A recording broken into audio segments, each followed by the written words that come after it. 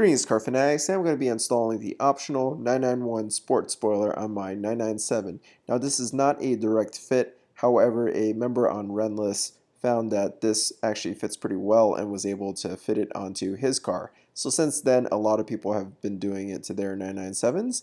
Now the lip is pretty much the perfect width for the 997. The shape is slightly different, however the lip is flexible so you can bend it and kind of shape it to your car by either just using a heat gun or just screwing it in place. So before we install the lip, we're going to have to make some modifications to it. The lip has these different tabs here that stick into the bumper of the 991.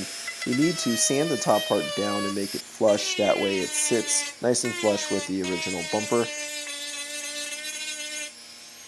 Okay, so now it's time to remove the original spoiler. You just remove a screw and then you grab the entire spoiler and then you pull it towards the driver's side and it should pop right out. Now it's time to line up the spoiler and get it in place before we screw it in. It's really helpful to have an extra set of hands here. For me, because I didn't, I'm using some tape to try to hold it in place. I got it to somewhat stay with the painter's tape, but it wasn't doing that great of a job. So after switching over packing to tape, I was able to position the lip exactly where I wanted it, and this was perfect for allowing me to screw the lip into the right spot. Okay, so I had to jump forward and show you just what it looks like with the lip installed. Unfortunately, when I was fastening the lip to the bumper, I accidentally drilled a hole and punctured the headlight washer fluid line, and I had windshield wiper fluid just dripping all over the garage. Let me show you how to avoid this problem. Alright, so this hose right here actually runs through the very front of the bumper. So that edge right there on the bumper where you're going to screw the lip on, this hose runs right inside it. So the tolerance is actually really tight inside. When I was drilling holes in the lip and the bumper, you can see right here, I kind of punctured the hose right there and it leaked. Here's another spot that I accidentally punctured. So when you're screwing your lip on, you could use some really short screws.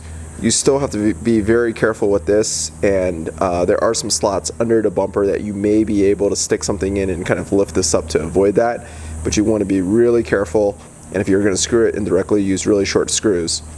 Now, I originally installed the lip using these Porsche fasteners. I thought this would do a better job keeping the lip on and secure compared to screws. Now, for my case, I had to remove the bumper anyways to replace this line over here, which took me a few hours to do. So while I was at it, I took these out and instead I replaced them with some bolts. Let's go ahead and take a look at that. I attached the ends of the lip by drilling holes through the bumper and zip tying them. I then replaced those plastic fasteners I showed you, and I replaced them with 6mm bolts with washers. Now when we get to the center part of the lip, you'll see the styrofoam that I have here. I taped it up and then I zip tied it to these little plastic tabs. These plastic triangle tabs normally press up against the bumper on the 991, which prevent the lip from flexing at high speeds, but because the 997 is not designed for it, you have to put something there. After having the lip on the car for a few days, I decided to Plasti dip the front lip just to make it look darker and give it a more satin finish. I think this is really going to make the lip look a little bit more finished on the car. The Plasti dip is now dry and I think it looks really great. However, I'm going to have to be really careful when driving the car because the car is much lower. Let's see how my ground clearance and approach angle has been affected by the lip. The new lip measures about 5.5 inches off the ground, whereas before it was about 7.5 inches off the ground. So using some trigonometry, let's go ahead and figure out the approach angle. Measuring the distance from the wheel to the very front of the lip, it's approximately 40 inches. After running the numbers, it appears the approach angle goes from about 10.5 degrees to about 7.8 degrees. This represents a roughly 25% reduction in my approach angle, so I'm definitely going to have to be careful when going in and out of driveways and stuff like that so I don't scratch at my front lip.